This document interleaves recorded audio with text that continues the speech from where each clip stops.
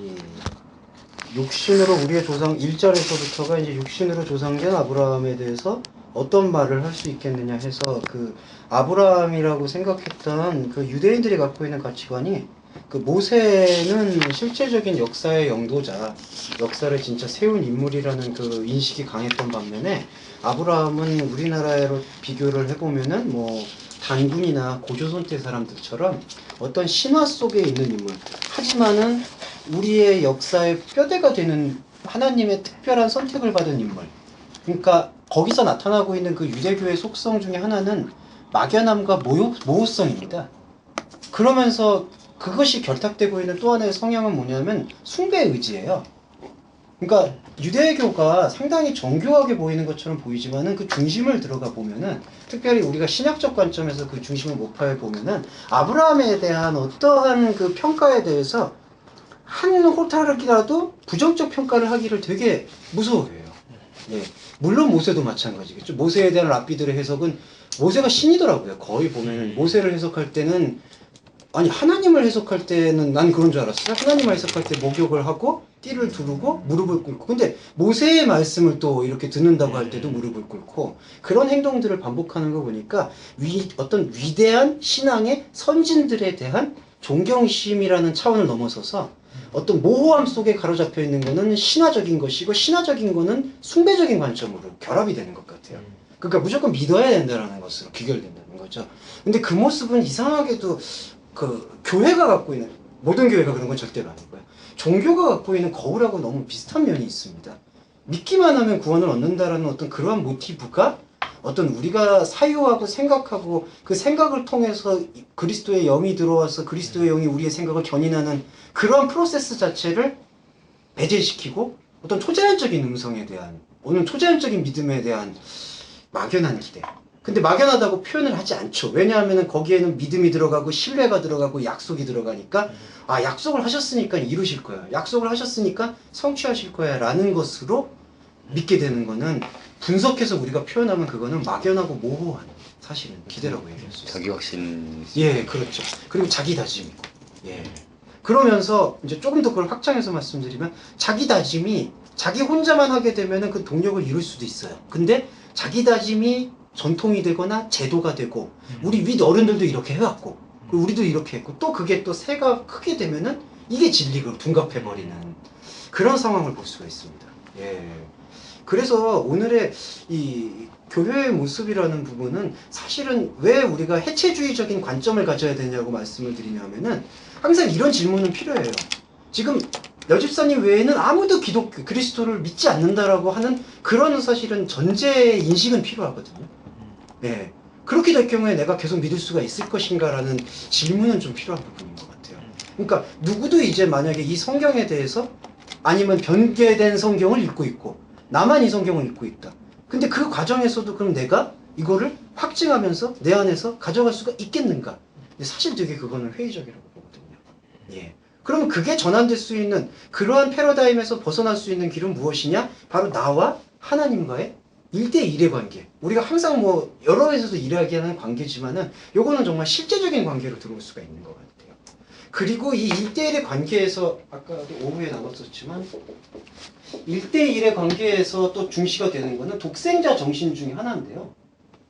독생자 정신 중에 긍정적인 의미는 구원의 유일성을 얘기하고 있는, 이런 것은 우리가 뭐 사람들이 많이 모이거나 교회가 시스템이 팽배해져도 강조할 수 있는 거겠죠. 교회 외에는 구원이 없다라고 얘기할 수 있는. 근데 여기 독생자 정신 중에 또 하나는 어떤 게 있냐면, 이 모노게네스라는 그 단어의 의미 중에 하나는 사생자, 사생아, 아빠 없는 아들, 그런 의미도 있습니다.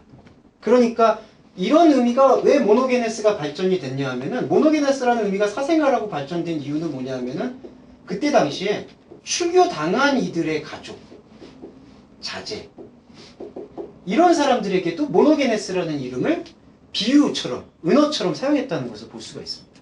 그러니까 독생자라는 의미 안에는 어떤, 우리는 지금 이거를 금방 교리적으로 접근을 하니까 독생자는 하나님의 한 분이야 라는 것으로 결탁을 하니까 풀이에 무리가 없어요. 그런데 그걸 만약에 배제를 하고, 나중에 통합이 되지만 그거를 외고 이게 독생자가 아니라 사생자 개념이다. 당시에 출교당하면 아무런 사회적 활동을 할 수 없는 유대교에서 출계로 당한 존재다라고 얘기를 했을 때 그 독생자가 나를 찾아오셨을 때 내가 그 독생자와 연합할 의미가 있겠느냐라는 것에 대한 그 질문이 우리한테 찾아와야 된다는 거죠.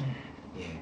그리고 그런 관점에서 성경을 해석하고 성경을 읽어야 되는 것이 영과 진리 안에서의 예배의 첫 걸음이다. 사도 바울은 역사적으로 실제로 그거를 실천했고요. 예. 뭐 다 아시겠지만 소아시아 교회가 막 우리가 지금 말하는 것처럼 막 몇십 명, 몇백 명 모여서 세워진 그런 교회의 발흥의 교주가 되는 게 전혀 아니었죠. 그냥 기껏해야 가정교회에서 5, 6명 모여서 명맥을 유지하던 교회들을 소아시아 교회라고 표현을 했었으니까. 그나마도 우리 사도행전 읽어보면 아시겠지만 바울 떠나는 사람도 많았죠, 사실은. 예. 그러니까 바울이 그렇게 정이 정내미가 그렇게 아, 또 제가 오늘은 바울이 디스가 조금 이 독생자 정신이 그 하나님을 진짜 우리가 진정한 어떤 생명의 그 완전함으로써 느끼고 믿으려고 하는 자에게는 이런 여러 가지 생명에 대한 독생자에 대한 관점이 좀 필요하지 않는가. 예. 그러면서 아브라함을 사도 바울은 전면에 실제적인 인물로 부각시키는 것을 볼 수가 있습니다. 그 실제적인 인물로 부각을 시킨다는 것이 어떤 면에서 이 당시의 유대교인들이나 그 다음에 그 유대교 기독교, 예루살렘 기독교도들에게 불편함을 일으켰냐 하면은 할례와 무할례에 대한 접근에 있어서도 불편함을 일으킵니다. 사도 바울이 제일 그러니까 요거는 이제 베드로에 대한 비판이 아니라 구별해서 말씀을 드리면 유대교 기독교도의 그 가르침 속에서는 의식에 대한 의도적인 분별이 거의 없었어요. 그러니까 예전에 가졌던 유대교의 절기나 예식이나 의식을 그대로 따라가면서 여기서 우리는 그리스도를 믿는다라고 얘기하는 것으로 연착륙시키고자 했었거든요. 근데 그거를 계속해서 문제 삼았던 게 바울인데 그러니까 왜 그거를 문제를 삼았느냐를 우리가 신중하게 수포를 해볼 필요가 있다는 거죠. 거기서 이제 할례와 무할례의 문제가 들어갑니다. 그러니까 아브라함 이야기를 할 때 유대교인들은 아브라함을 모호화를 시켜서 막연한 믿음의 조상, 막연한 믿음의 상징으로 이해하기를 원했고 실제적인 종교적 의식의 가르침을 모세의 율법을 통해서 찾기를 원했었거든요. 그러니까 모세 이후로 이제 할례가 본격화된 것이고 그런 할례의 전통성에 대해서 그리고 세례의 전통성, 절기의 전통성들을 이제 계속 끌고 와서 어떤 그 행위를 통한 구원의 토대를 마련하기 시작하는 것이죠. 예. 이게 되게 그 샌더스가 말을 한 건 아니더라도 유대교인들이 갖고 있는 두 가지 딜레마는 한 가지는 우리는 순혈 민족이기 때문에 하나님한테 선택받은 민족이라는 항상 자각을 갖고 있거든요. 근데 그 자각을 끊임없이 의심시키는 것은 이스라엘 민족이 만물을 창조한 하나님의 민족인데도 나라가 없는 거예요. 예, 시스템이 없고 딱 한 번 아까도 말씀 나눴지만 딱 한 번 왕국의 시기를 영예를 누렸던 건 다윗 왕국 딱 한 번. 그 이후에 솔로몬부터 이미 분열의 조짐은 다 일으켜놨고 그러니까 그때 한 번 말고는 만물을 창조하신 하나님이 선택한 백성으로서 도대체 이럴 수가 있는가. 근데 거기에 대한 해석을 어떻게 가져왔냐 하면은 이건 이제 선지서를 우리가 다시 다 풀어야 됩니다. 그러니까 선지서의 말이 잘못됐다는 게 아니라 선지서의 맥락을 이제 신약의 관점에서 풀어야 되는데 그 프레임을 어디에다 가져오냐 하면은 우리가 하나님한테 불순종을 하기 때문에 이러한 벌을 받는 것이다라는 그 관계로 계속 해석을 하는 거죠. 그 해석이 잘못됐다는 거죠, 사실은. 예.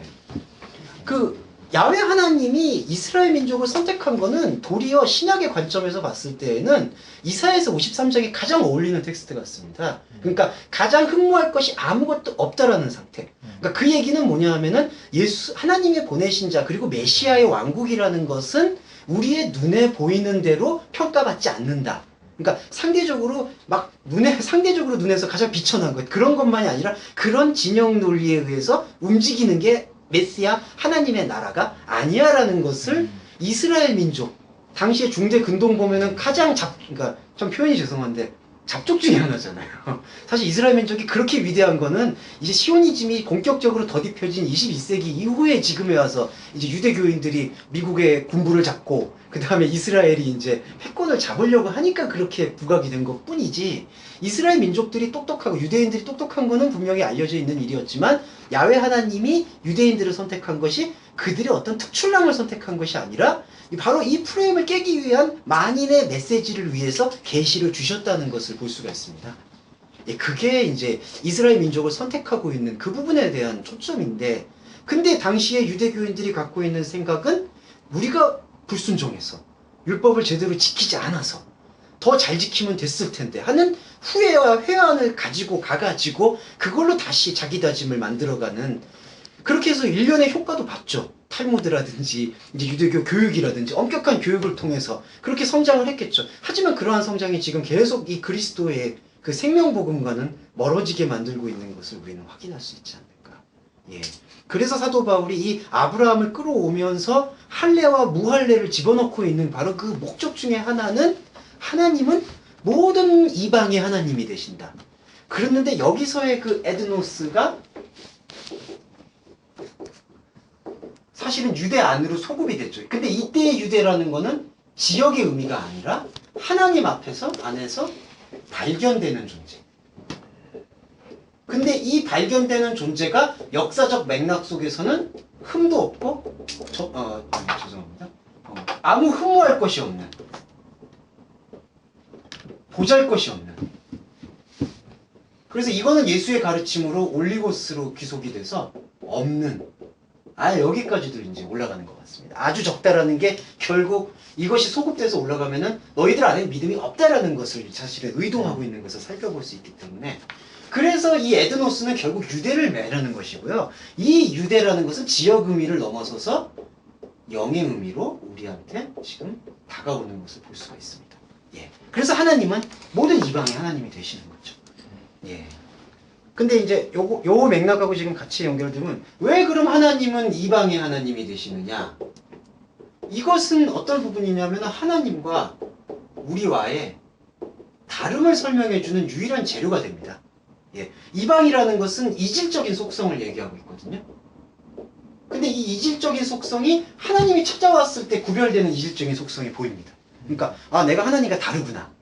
그래서 이방이 하나님과 다르다라는 것을 하나님이 발견해 주심으로 해서 이 이방은 영적 유대의 생명 안으로, 그래서 이것이 이면적 유대인의 프레임, 생명 안으로, 카테고리, 범주 안으로 합류가 되는 것이죠. 내가 이방인 것을 느끼면서. 근데 전자에 느끼는 이방은 아예 자신이 이방인 걸 모르는 이방이 있고요. 그러니까 내가 이질적이라는 걸 모르고 그냥 자기 욕망에, 하나님처럼 되고자 하는 욕망에 헌신되어 있는 이방이 있고, 그럼 자신은 이방이라고 생각을 하지 않죠. 자기는 그냥 지금 거기에 최선을 다하고 있는 거죠. 반대로 두 번째 이방은 뭐냐 하면은 하나님께서 나를 보여주심으로써 내가 하나님과 다르지만 하나님이 나를 의롭다고 불러주시는 그 관계 속에서 발견하는 이방이 보인다. 그렇기 때문에 하나님께서는 모든 이방인의 하나님이 되신다라고 우리한테 설명을 해주시고 있는 것 같아요. 예.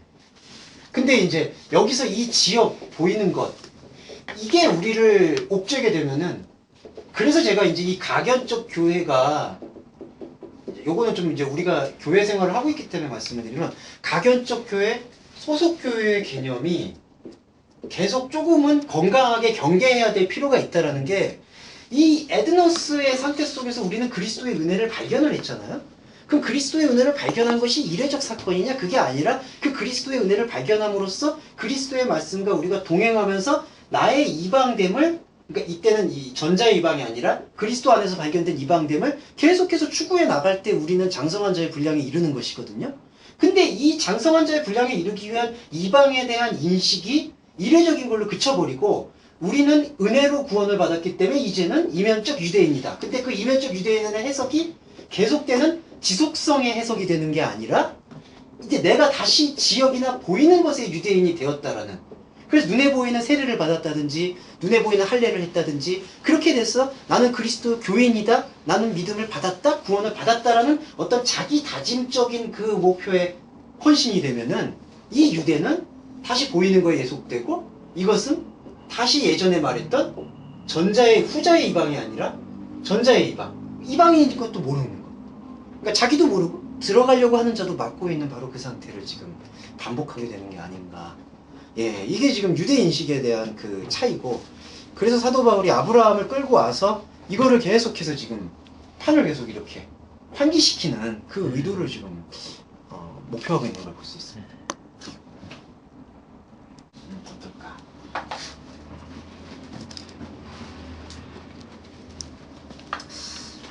2절은 만일 하나님 아브라함이 행위로서 의롭다 하심을 얻었으면 자랑할 것이 없으려니와 하나님 앞에서는 없다. 이 얘기 저번에 한번 말씀을 드렸는데 아브라함이 일로부터 의롭게 된다라고 했을 때 이때의 일은 어떤 일이겠느냐라고 봤을 때에는 이겁니다. 저번에 하마르티아를 저희가 나눴는데 하마르티아는 관역이 다른 관역, 헤테로스, 다른 관역을 계속해서 맞추고 있는 에너지, 동력, 그 다음에 인간의 어떤 존재 이유라고도 말할 수가 있을 것 같아요. 이게 지금 하나님의 관역이 되는 것이고 원래 이것이 이제 다른 관역인데 지금 죄라는 죄성에 대해서 우리에게 설명해주고 있는 바는 다른 관역을 계속해서 쏘고 있는 상태. 근데 쏘고 있는 상태 자체는 선함도 악함도 아니에요. 그냥 이거는 우리가 지금 존재하고 우리가 시간을 견디고 있는 그냥 상태를 얘기하고 있습니다. 이거는 선도 아니고 악도 아니에요. 근데 이것이 죄가 된다는 거는 중요한 게 이게 선이고 악도 아닌 어떤 행위 자체일 뿐인데 이게 죄로 귀속되는 건 관역 자체가 다르다라는 것을 지금 여기서 천명하고 있습니다. 그래서 2절에서는 만일 아브라함이 일로부터 의롭다함을 얻었다라고 했을 때 이때의 일은 바로 이 관역을 대한 인식이 없는 채, 이것이 이제 하나님에 대한 인식체고 이것이 하나님이 아닌 것에 대한 인식체인데 그 하나님이 아닌 것을 바라보고 거기에 귀속되어 있는 상태에서 행하고 있는 모든 활동, 그러니까 여기에는 당연히 본연 감정들이 다 남아있는 거죠. 예. 그러니까 누구도 뭐 욕할 수 없는 문제들도 있고 혹은 또 되게 도덕적으로 타락된 일도 있고 완전한 어떤 극과 극의 편차들이 있는데 이러한 모든 에로곤들이 이 하나님으로부터 비롯되고 있는 생명의 관계가 아닐 경우에 죄라는 것이죠. 예. 그래서 여기서 보시면은 일로부터 의롭게 되었다라면은 자랑을 갖게 된다. 그러니까 지금 아브라함을 만약에 율법의 조상이라고 생각을 하고 그렇게 의롭다라고 여기고 있으면은 자랑을 하는 건데요. 이거는 어떤 인간적인 감정에서의 자랑이라는 그런 표현만이 아니라 카우케마라는 이 자랑이라는 뜻이 갖고 있는 그 명사의 의미는 드러낸다라는 뜻입니다. 그래서 여기서는 좀 인식이 이제 다른 게 이 다른 관역, 하나님의 생명이 아닌 다른 관역을 향하고 있는 사람들은 이 생명이 아닌 미혹 속에 너무나 잘 합류될 수 있는 게 왜 그러냐면은 이 다른 관역은 항상 우리의 보이는 세계와 밀접하게 연관이 되어 있기 때문에 우리들한테는 이게 드러나게끔 되어 있는 거예요. 그래서 여기서 보시면은 아브라함이 행위로서 의롭다 하심을 얻었으면 자랑할 것이 있었으려니와 하나님을 향해서는 없다라고 지금 표현을 하고 있거든요. 그러니까 하나님을 향해서는 아무것도 없는 거예요, 지금. 근데 지금 계속되고 있는 이 다른 관역 속에서 일으키고 있는 이 에르곤이 나타내고 있는 결과물들이 뭐냐 하면은 자랑, 카오케마로 나타나 있는 드러냄이라는 것이죠. 이게 산상수훈에서 보시면은 바리새인들의 기도를 비판하실 때 그들은 골목이 아닌 시장의 어떤 큰 사거리나 모든 사람들이 보는 앞에서 나타낸다. 빠네로. 거기서는 이제 빛처럼 드러낸다라고 표현되고 있고 여기서는 카오케마. 나타내고 자랑한다. 표현한다라고 볼 수 있죠. 그래서 이 보지 않고 저희가 이제 계속되는 이 화두 중에 하나가 보지 않는 믿음. 예. 이 보이지 않는 세계를 경험하고 관통하는 믿음이 복되다라고 말씀하고 계시는데 이 복된 믿음이 우리 안에 드러나기 위해서는 이 자랑하는 것에 대한 그 이해가 단순하게 그냥 이렇게 나는 일로 이렇게 나는 인정받았어. 나는 그런 자랑을 그치면 된다라는 게 아니라 이 관역 자체에 대한 인식을 완전히 변화시켰던 그 주체인 예수 그리스도에 대한 생명에 참여할 때 어떻게 참여하느냐가 바로 이제 디아로고스죠. 말씀을 통할 때 예수 그리스도가 보이는 것에서 보이지 않는 것으로 우리를 이끈 다음에 보이지 않는 것에서 보이는 것으로 우리를 다시 내보내세요. 이게 다릅니다. 여기서는 그냥 1차적인 표층적 차원에서 드러내잖아요. 그러면 여기에 보이지 않는 하나님의 차원에 대해서는 교류가 없어요. 그러니까 하나님을 향해서는 지금 의로움이 없다라고 말하고 있거든요. 근데 예수 그리스도를 통한 이 말씀에 대한 차원이 드러나게 되면 보이는 세계 속에서 이거를 경험하잖아요. 그러면 이 경험은 어디를 통과하냐면 보이지 않는 세계를 통과합니다. 그럼 이때에는 우리의 혼적 영성이 혼적 이성이라고 표현할까요? 혼적인 그 감각이 정지되는 지점이에요. 이게 바로 십자가 지점이거든요. 그러니까 보이는 세계 속에서 디아로고스를 통하게 되면은 표층적이고 표피적인 믿음은 감흥이 있죠. 그런데 여기서 지금 말하고 있는 본질의 어떤 그 믿음은 이 디아로고스를 통해서 드러나는 거는 보이지 않는 것이 들어오는 지점이에요. 그게 바로 그리스도와 함께 죽는다라는 표현으로 사도 바울은 아주 명쾌하게 표현을 하고 있죠. 정지예요. 죽음이라는 거는 감각이 느껴지는 게 아닙니다, 사실은. 죽음을 느끼기 전까지만 해도 막 여러 가지 두려움과 복잡함과 그런 생각이 있죠. 죽음은 생각의 정지, 감각의 정지, 보이는 것의 정지예요. 그걸 좀 간과해서는 곤란하겠다. 그런데 그리스도와 함께 죽음은 그리스도와 함께 산다라고 얘기를 하잖아요. 이 부활이 어디로 우리를 다시 보내주냐면 보이는 세계로 다시 보내줍니다. 근데 이 다시 보여준 보이는 세계가 지금 이 교류가 끊어져 있는 이 상태 속에서의 보이는 세계와 동일한 차원이냐? 그게 아니라는 거죠. 이게 바로 새 예루살렘의 원천이다. 그리고 이거는 바로 생명의 현재성을 갖고 있죠.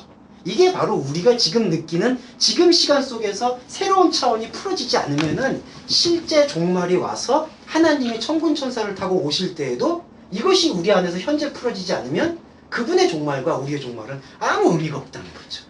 예. 그러니까 우리가 계시록을 읽을 때 어떤 분들은 아예 종말 자체가 없다라는 식으로 가는 분위기 있고 어떤 해석이 있고 또 전천년설이나 후천년에서 세대주의적인 것을 통해서 뭔가 경각심을 일으키는 또 그런 해석이 있고 하지만 저는 두 해석을 다 만족할 수가 없는 부분은 바로 그 종말에 대한 부분은 이 이중성에 대한 생명의 텍스트를 계속해서 다각도로 보여주고 있다는 거죠. 예, 재앙을 나팔을 떼는 그 부분들이 순차적인 진행이 되는 게 아니라 계속해서 이 부분에 대해서 자극하고 이 보이지 않는 것에 대해서 계속 일깨워내는 거예요. 디아로고스를 통해서. 왜냐하면 우리는 말씀을 통해서만 우리에게 주어진 언어와 감각과 세계를 통해서만 이걸 이해할 수가 있으니까. 예, 이 부분을 좀 여기서 규명할 수 있는 것 같습니다. 예, 예. 그러니까 결국 여기서의 말하고 있는 이 의로움은 로기오종, 디케인데 디케라는 거는 바로 요 관통할 수 있는 우리의 유일한 기준, 통로, 문이 되어주는 거죠. 이 보이는 것에서 보이지 않는 것으로 들어갔다가 보이지 않는 것에서 보이는 것을 다시 나오는.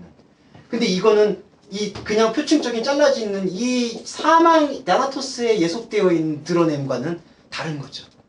예, 이건 확증할 수 있어요. 제가 모든 걸 걸고 우리가 나눌 때는 이 모든 것은 이 보이는 세계는 똑같이 보일 수도 있습니다. 그냥 도덕적으로도 똑같이 보일 수 있고 물질적으로도 똑같이 보일 수 있고 하지만 다르다라고 얘기할 수 있는 거는 아 나는 그냥 이렇게 마음의 평화를 얻었어 미안 그런 게 아니라 보이지 않는 이 디알로고스가 지금 내 안에 생명의 몸의 구성성분을 만들어주고 있다는 것이죠.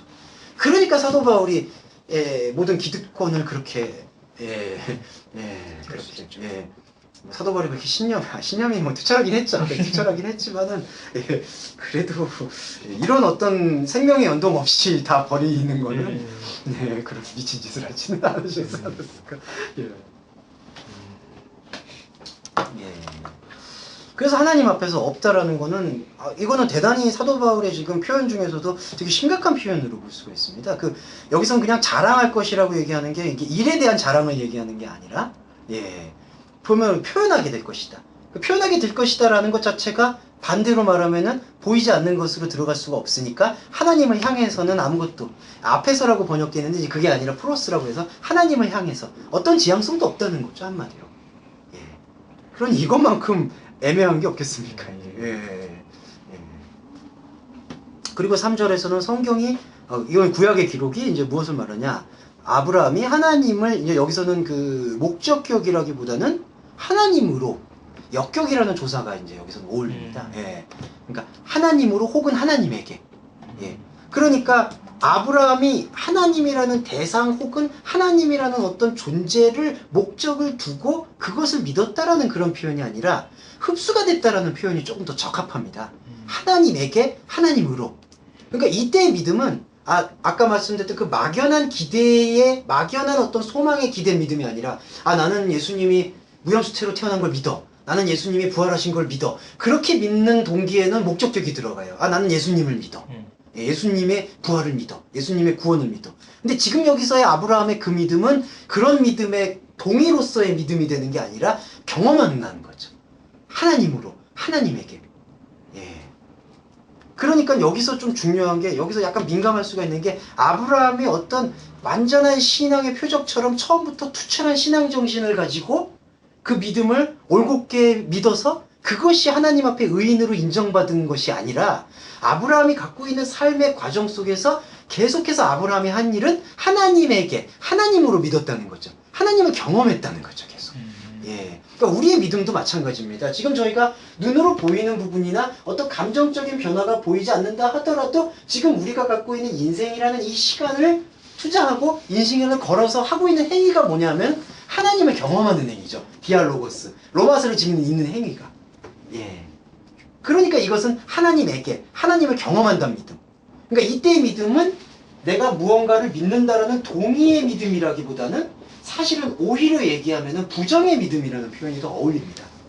왜냐하면 이 십자가정이라는 게 아까 내가 이렇게 믿으려고 했는데 내가 지금 믿으려고 했던 이 생각이 부정당하는 거거든요.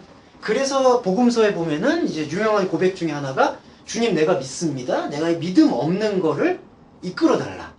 그 고백이 나오거든요. 그 현상적으로 예수님께서 공생애 중에 기적을 베푸실 때. 예. 그 얘기가 뭐냐면은 부정성이라는 거죠, 사실은.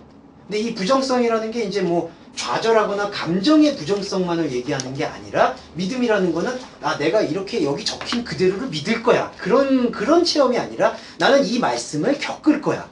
이 말씀 안으로 참여할 거야. 그런 인식의 그 관점의 변환이 있다는 거죠.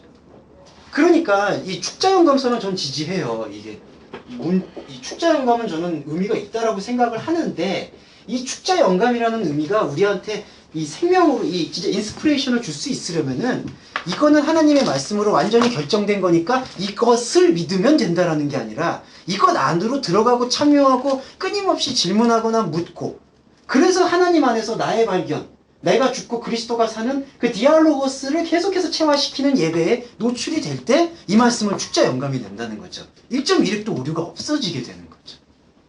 그건 엄청난 차이가 있습니다. 그냥 이거는 하나님이 주신 말씀이니까 이것을 믿으면 된다는 것과 이것 안으로 들어간다는 것과는 완전한 차이가 있어요. 그 믿음에 대한 관계성을 조금 새롭게 환기시켜 주시면 좋겠다.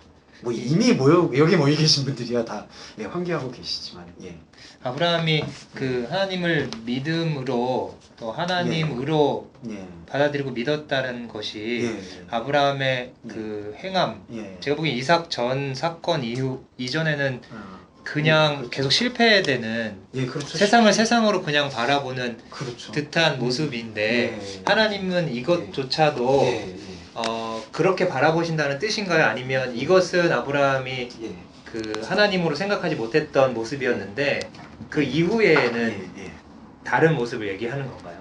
그거는 글쎄요. 그래서 역사적으로 저는 그 아브라함이 이전에 계속 겪었던 어떤 인간적인 어떤 과정의 실패 같은 부분은 저는 그냥 그것이 아브라함이 선택했던 그런 선택의 결과물들로 좀 이해될 수가 있을 것 같거든요.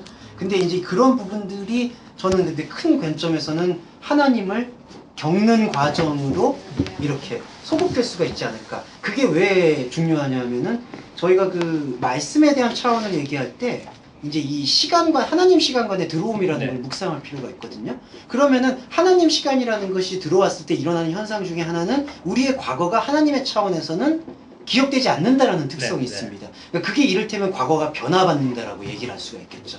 그러니까 이전의 과거에 그 행하고 있었던 아브라함의 행위가 자기 안에서 선택하고 있는 어떤 시행착오라든지 어떤 경험, 하나님의 경험을 들었음에도 이스마엘을 사라하고 통간이라고 표현하면 그렇지만 관계를 통해서 이스마엘을 낳고 사라한테 악이 있을 거라고 했는데도 이스마엘을 낳고 있고 그 약속을 안 믿는 거죠 사실. 그러한 과정들이 어떤 아주 미덕으로 남는 게 아니라 그대로 그거는 반면교사처럼 우리한테 들어오지만 결국 아브라함이 하나님으로 믿었다라는 그것이 과거적 결론으로 나오고 있는 거는 이삭을 통해서 나오고 있는 바로 그 믿음의 정점 속에서 하나님께서 이 아브라함을 의로 여기셨기 때문에 그 과거 사건들도 하나님의 신앙 차원으로 소급될 수가 있다는 걸 얘기하고 있는 것 같아요. 그러면은 여기서 중요한 거는 그럼 과거에 있었던 아브라함의 그런 활동들을 하나님이 다 예정하셨던 하나님의 선택권 안에서 이루어졌던 것처럼 교훈으로 받아들여야 될 것이냐? 그게 아니라는 거죠, 이제는. 그러니까 우리가 구약설교의 패러다임이 어떻게 우리가 인식해야 되냐면 아브라함은 누구에게 양보했고 또 어떤 목회자분들은 또 이렇게 설명을 해요. 아주 지략가였다고. 그 자기 아내를 여동생으로 이렇게 변모시키면은 지금 예, 그 지략가를 하나님이 이쁘게 봐주셔서 지금 그 같은 이혼당이 그렇죠. 그 왕에게 죄책감을 일으켰다라든지 지략 아이가 선생님 오시자마자 이런 거를 기억하시면 바로 내러티브는 그 사람이 갖고 있는 인생의 궤적을 하나님과의 관계성 속에서 이제 규명해 봐야 된다는 거죠. 그래서 신약의 눈으로 이제 구약을 봐야 된다라는 그런 부분으로 좀 볼 수 있어야 될 것 같아요. 요셉행위도 그렇고 다윗은 뭐 말할 것도 없죠. 네. 제가 다윗을 별로 안 좋아하는 사람이 너무 많아요. 이러고 좋아하는 사람이 별로 없는데. 선생님 저기 뭐 믿는다라는 것을 그 경험성에 대한 그 측면. 예. 그 4절 혹시 갖고 계시나요? 예. 그리고 여기 4절에서는 그 일을 하고 있는 사람에게 이게 비극적인 겁니다. 이거 뭐냐 하면은 아까 4장 2절에서는 일로부터 그러니까 어떤 에르곤이라는 거를 하나의 그 아까 관역을 잘못 가지고 있는 하나의 그 정태적인 시발점으로 봤거든요. 근데 4절에서는 이게 조금 더 발전하고 있습니다. 더 안 좋은 점, 이 현재 중간태를 쓰고 있어서 에르가 조메노 토, 그러니까 일하고 있는 사람. 그러니까 이 일이 잘못된 일, 하나님과 무관한 일이 계속 가고 있는 거예요. 그러다 보니까 일하는 자에게는 그 삭시라고 번역이 됐는데 삭시 아니라 미스도스. 저희가 한번 그 화요일날 저희가 나눴었는데 이거 상, 수여받다, 수여받는 것. 그래서 요거 주기도문 할 때 그 바리새인들 그들은 자기의 상을 이미 받았다는데 이제 다시 번역을 해보면은 상으로부터 멀어지고 있다. 예, 그걸 얘기하고 있죠. 그래서 여기서는 삭시라고 번역되는데 이건 상이라고 번역되는 게 맞습니다. 그러면 일하는 사람에게는 상을 어떻게 지금 취급하냐 하면은요, 은혜로 받지 않아요.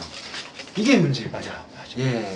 그러면은 은혜로 안 받으면 어떤 문제가 생기느냐? 은혜의 지금 이 카라가 말하고 있는 그 카라의 은혜는 카린이고요. 카린의 어원인 카라가 갖고 있는 의미의 궁극은 만남이거든요. 하나님과 만남. 그러니까 이 상은 어떤 상이냐면 모든 존재에게 지금 부여져 있는 존재 이유와도 같습니다. 이름과도 같은 의미를 품고 있고요. 근데 이 존재 이유인 이것이 지금 잘못되어져 있고 관역이 어긋나 있는. 네, 감사합니다. 아니요. 예. 관역 죄송합니다. 잡담하고 있습니다. 딱 걸렸어 또. 제가 눈치 없게 이거 게 아니라, 그러니까 자기가 받아야 될 상 아니면 자기의 이 존재의 가치 하나님 앞에 그것이 발견되는 게 아니라 여기서는 은혜로 여기는 게 아니라 빚으로 여긴다. 여기서의 빚은 전혀 긍정적이지가 못합니다. 오펠만. 요게 빚. 그 다음에 요거 다시 좀 보내드릴게요. 오페일 레마인데 요 단어는 주기도문에서는 죄라고 번역이 되고요. 그 다음에 의무라고도 쓰일 수 있고 채무, 빚으로도 쓰일 수가 있습니다. 근데 이 의무가 우리가 이 하마르티아 우리가 우리의 지금 갖고 있는 이 존재 상태가 하나님 앞에서는 아무것도 아니었구나라는 하마르티아의 자각을 일으키게 되면은 그것이 예수 그리스도를 통해서 자각을 일으키잖아요. 그러면 그 자각을 일으키고 그 다음에 그 자각을 일으키고 만들어준 말씀 디아로고스를 통하게 되면은 그때 통하게 되는 그 의무는 사랑의 빚이 되거든요. 로마서에서 말하고 있는 피차 사랑의 빚 위에는 아무 빚도 지지 말라고 말씀하셨기 때문에. 근데 이 아가페인 이 빚이 이루어지는 게 아니라 이 상을 하나님을 만나는 그 방향성에 할애하지 않을 경우에는 이 의무는 어떤 의무가 되냐 하면은 혼돈의 의무가 됩니다. 그리고 욕망의 의무로 빠져버린다.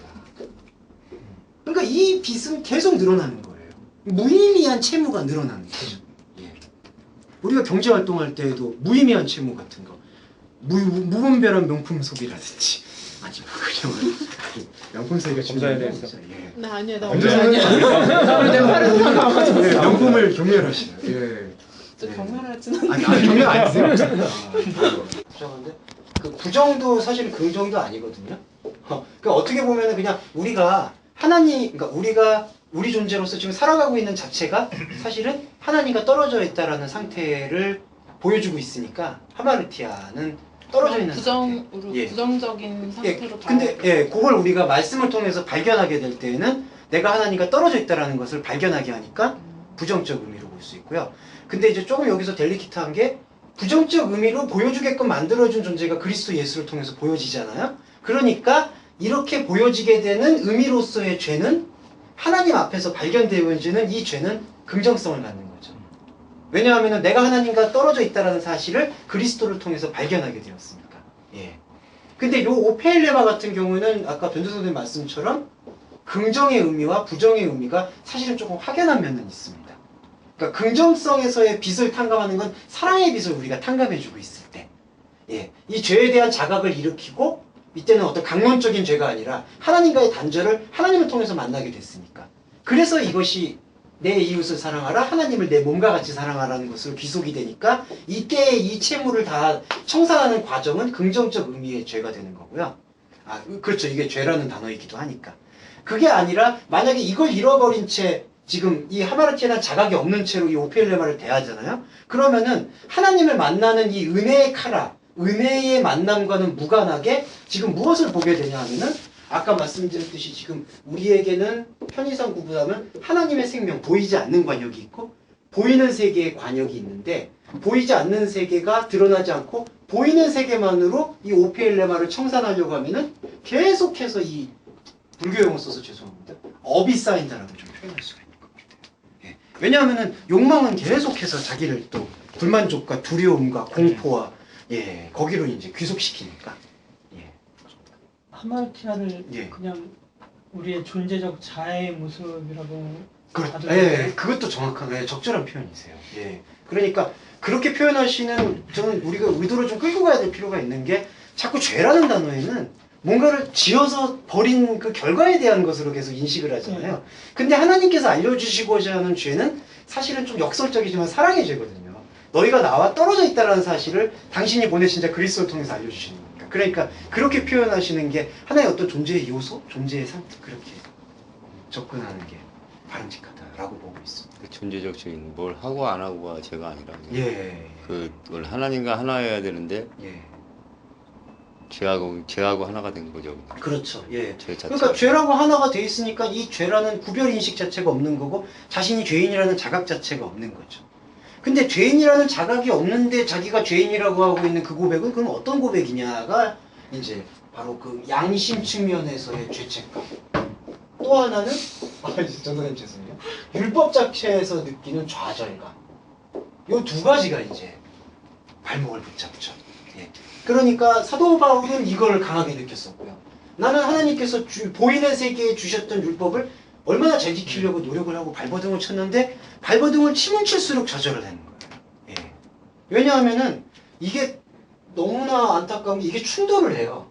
스테반을 죽일 때 율법은 분명히 그리스도 하나님에 대한 것을 불경스럽게 여기는 자를 돌로 치라는 게 있었거든요. 그러니까 스테반을 돌로 치는 거는 율법으로 보면 율법을 지키는 행위가 되는데 사도 바울 안에는 저는 사도 바울이 갑자기 다메섹 도전에서 눈멀었다고 마음이 변했다기보다는 계속해서 그 이 율법의 좌절감과 죄책감을 계속해서 맞아. 느끼고 있었던 걸로 볼 수가 있어요. 예. 근데 이거는 당연히 돌로 쳐 죽여야 되는데 그래서 실제로 스테반이 순교를 했는데 그걸 보고 바울이 또 여기서 덫을 느끼는 거죠. 그게 로마서 고백에 이제 적실하게 나오고 있습니다. 그러니까 이거는 이상한 쌍생아처럼 계속해서 물고 물려요. 예. 이게 법과 양심의 문제는 이상하게 물고 물려요. 예. 스데반을 죽인 그것 때문에 바울이 되게 끝까지 힘들었던 것 같아요. 그렇죠. 사실은 순교하기 전까지, 네. 죽기 전까지도. 왜냐하면은 그것 때문에도, 왜냐하면 스테반이 사실은 초기 멤버고 되게 예, 좀 높았던 사람이잖아요. 그 사람을 죽이는데 앞장섰다는 거는 의심의 여지가 없고. 그러면 모든 사람이 기억하고 있는 스테반 죽인 사람으로 기억하는데, 예, 그건 아마 계속해서 따라다니지 않았을까. 얼마나 비방자였고 뭐 폭행자였고 막 예. 고백을 하잖아요. 예. 예수를.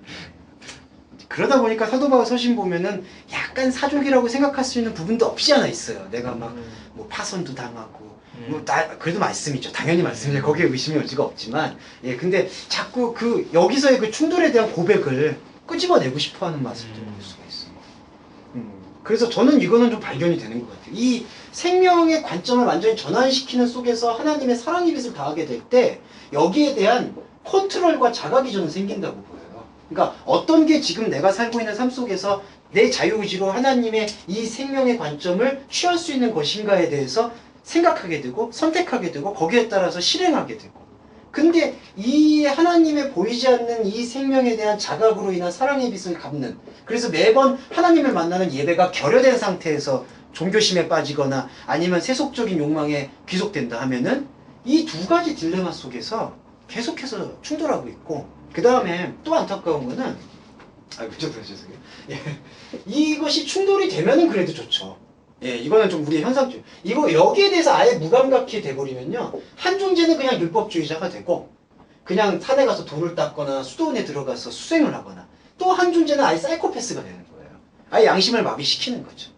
그리고 구조적인 원죄는 만몬으로 혹은 세상의 욕망이나 타락된 문화로 양심의 죄책감의 감각을 계속해서 무감각하게 만들어 나가는 거죠.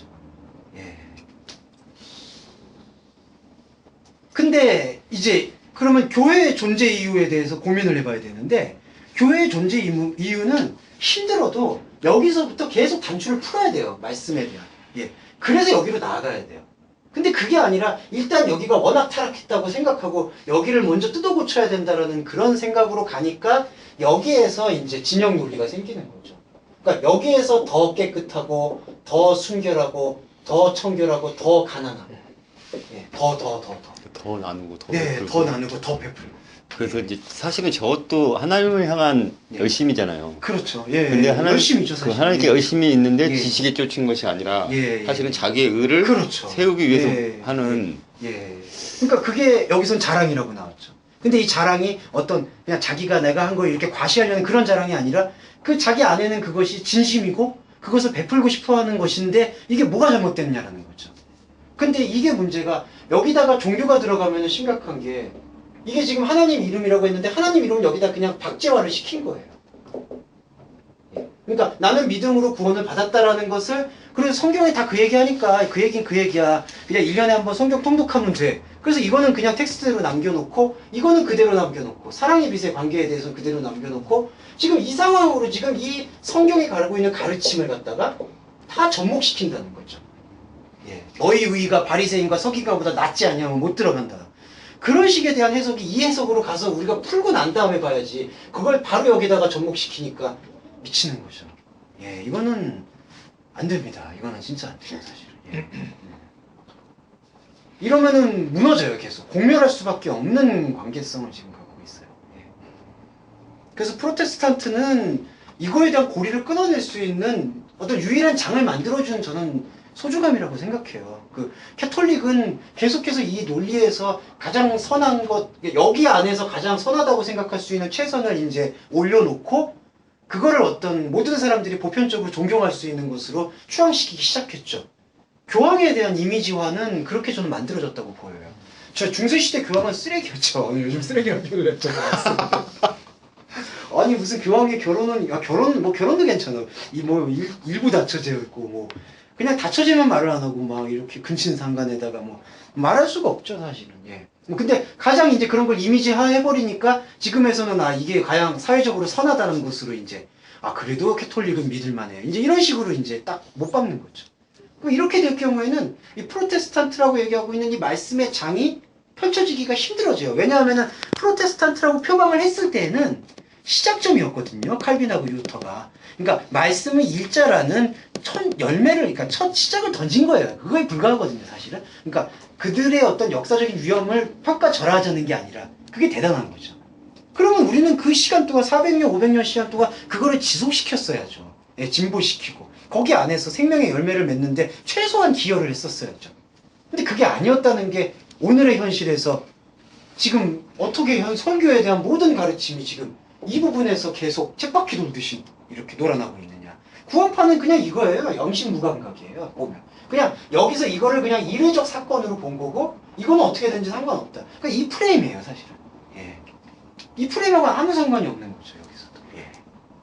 왜 그러냐면, 그거 말씀드리면, 율법에서 좌절감이잖아요? 근데 좌절에 무감각이 있죠. 구원파적인 감각이 그렇죠. 왜 당신은 죄의식을 느끼냐? 그러면 아직도 당신은 죄사함의 문제가 해결이 안 된 거다라고 얘기를 하니까. 예. 근데 그거는 그냥 보편 감정이에요. 사실 우리가 여기서 하고 있는데도 죄책감이 왜 없습니까? 예. 무임승차하면 근데 저는 지하철 탔을 때 무임승차를 하면은 예전에 죄책감이 있었거든요. 그래서 계속해서 쳇바퀴 돌아가듯이 묶여져 있는 우리들을 이 자신의 그 하나님을 만날 수 있는 상태로 요 생명의 관계로 이끌어 주시는 것이 로고스가 갖고 있는 역할인 것 같습니다.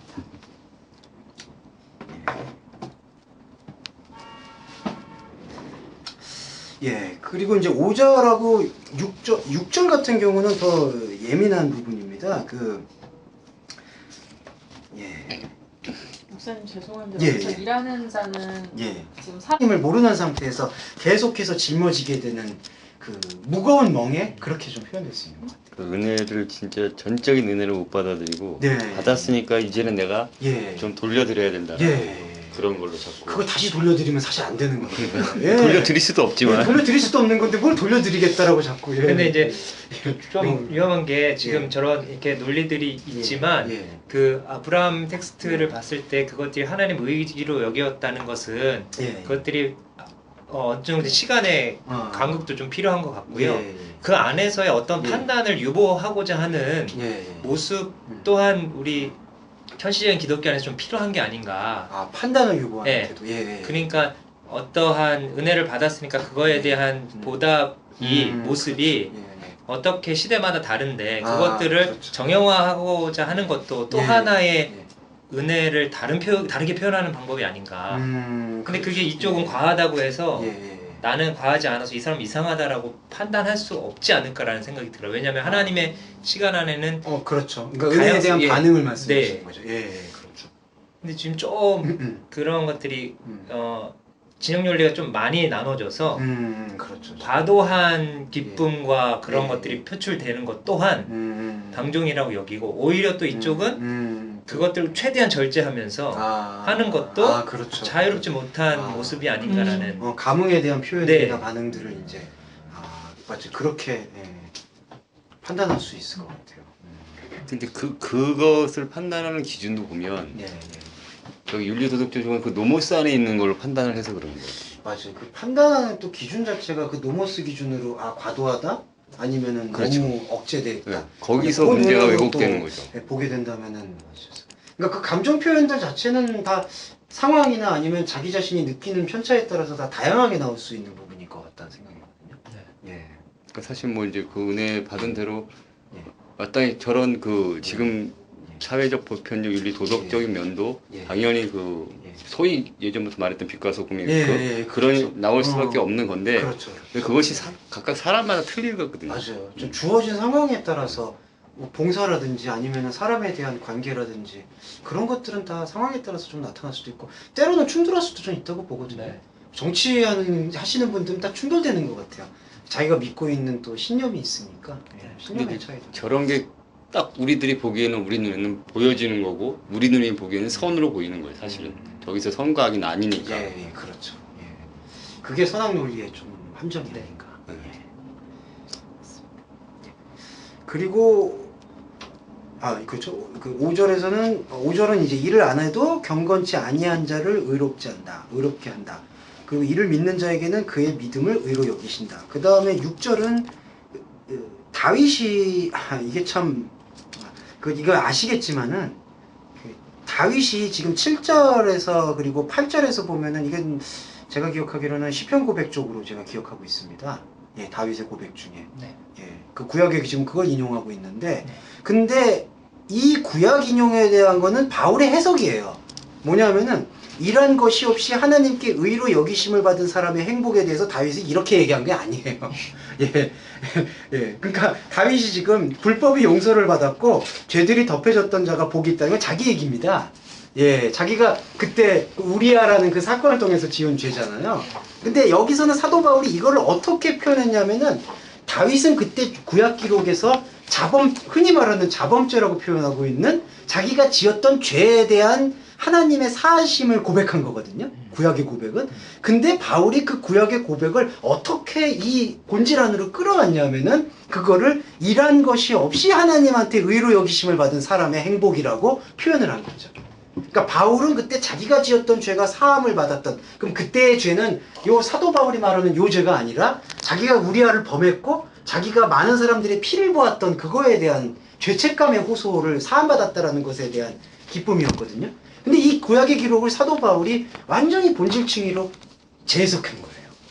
이러니까 구약에 대한 이 생명의 해석이 필요하다는 거죠. 예. 그래서 사도 바울이 지금 인용하고 있는 이 구약 텍스트의 관점은 법이 용서를 받았다라는 게 이 불법이라고 얘기되어 있는데, 불법은 두 가지로 해석이 가능합니다. 요 부정적 도어가 쓸 때는 요거를 아노모스인데, 요 부정적 도어는 두 가지 의미로 쓰는 게요. 법이 아닌 것, 그 다음에 법이 없는 것. 예. 그래서 불법하고 헬라어에서 제가 지금 그 단어가 기억이 잘 안 나는데 범법하고는 좀 차이가 있어요, 사실. 예. 범법이라는 것은 법이 이렇게 있는데 그 법을 지키지 않았다라는 데 사용되고 있는 용어고요.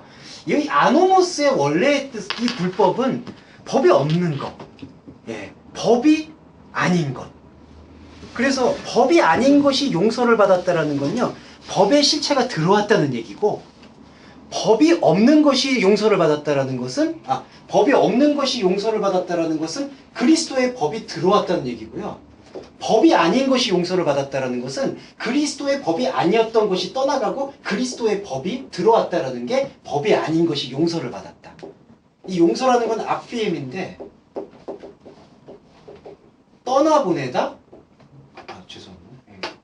아피엠이 떠나보내다. 그 다음에 또 뭐냐 하면은 받아들이다. 되게 신비롭습니다. 그러니까 수락하다. 이런 의미로도 이제 용인하다. 그러니까 왜냐하면은 이제 이 감정적 측면에서의 용서라는 게 그 단순히 저 사람을 나는 너의 잘못을 용서했어만이 아니라 이 단어의 또 하나의 의미는 나를 같은 또 식구로 혹은 형제로 받아들였어. 그 의미도 함께 갖고 있거든요. 아피엠이라는 용서라는 뜻이. 그러니까 이건 두 가지입니다. 떠나보내는 것과 받아들이는 것. 그러니까 여기서 법이 없는 것으로 우리가 해석을 하게 됐을 때에는 받아들이는 거죠. 그러니까 법이 지금 없는 상태. 하나님의 법이 없는, 그리스도가 없는. 그 법이 용서받았다라는 것은 그리스도가 들어왔다는 얘기를 말하고 있고, 법이 아닌 것이라는 관점은 이거는 근데 상통하고 있어요. 왜냐하면은 그리스도의 법이 없잖아요. 그러면 그리스도의 법이 없다고 해서 우리가 텅 비어 있는 게 아니라 그리스도의 법이 아닌 전남편의 법이 우리를 지배하고 있거든요. 존재 상태는 두 가지 양태밖에 없습니다. 그리스도의 법이 없으면 그냥 비워져 있는 공존 상태가 아니라 항상 거기에는 무가치한 것이 일하게끔 만들어주는 게 꽉 채워져 있죠. 그래서 그게 바로 법이 아닌 것.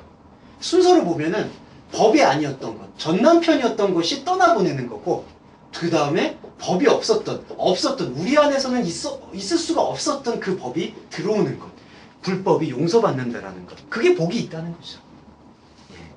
그러니까 이러한 논리는 지금 6절에서 사도 바울이 인용한 것처럼 일이 없이, 에르곤이 없이, 그럼 이때 에르곤이 무엇이겠느냐? 하나님이 아닌 다른 관역에 예속되어 있는 에르곤 없이 일어나는 행위 일반을 얘기하는 거죠. 예. 근데 요게 중요합니다. 에르곤 아닌 에르곤이에요, 이게. 그게 어떻게 표현드릴 수 있는지. 참 말도 참 제가. 에르곤 다른 단어는 없나요? 아니, 이거거든요. 코리스 에르곤. 일한 것이 없이 하나님한테 의로 여기신 것. 근데 일한 것이 없이 지금 그건 뭐냐면 법이 아닌 것이 떠나가고 법이 없는 것이 들어온 상태인데, 그 들어온 상태를 받아들이는 우리의 활동이 있잖아요. 요게 포이에마거든요. 이 포이에마는 뭐냐면 요거예요. 그러니까 이거는 지금 우리 안에서 다른 관역을 향하게 만들어지고 있는 에르곤이고요. 이 다른 에르곤과 무관하게, 그래서 사망의 법과 무관한 하나님의 또 다른 법이 들어왔다라고 로마서가 표현을 하고 있죠. 그게 에르곤입니다. 근데 이게 왜 에르곤이냐?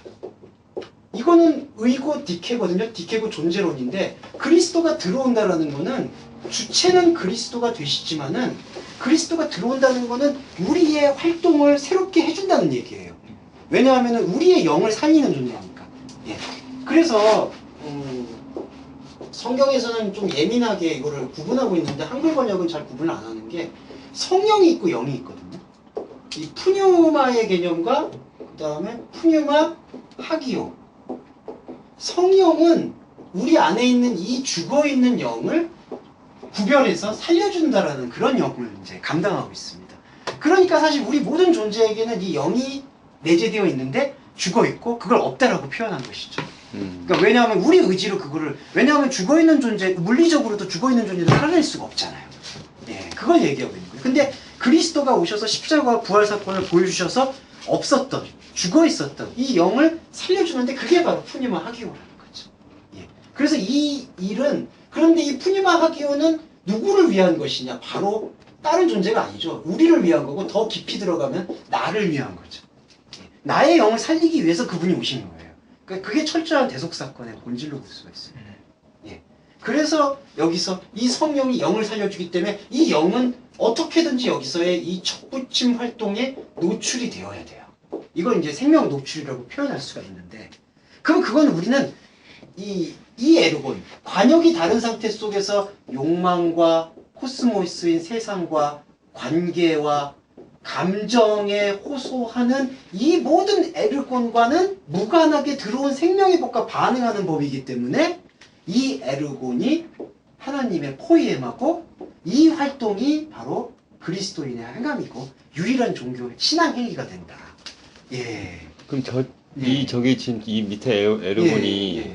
죽은 영으로 그냥 혼적 자아만으로 움직이는 그렇죠. 거잖아요. 그러니까 하나님을 향해서는 네. 아무것도 없는 자랑할 것이 자기만 자랑하고. 근데 사실은 저쪽에서도 하나님을 향한다고 할 수가 있죠. 그렇죠. 이름이 자기가 이름이죠. 생각하잖아요. 이게 이제 우상이 되는 거죠. 예. 근데 저게 보면 저기 사람 측에서의 사람의 열심이고 예. 저 위에 에르곤이 하나님의 이게 열심. 하나님의 열심이죠. 예.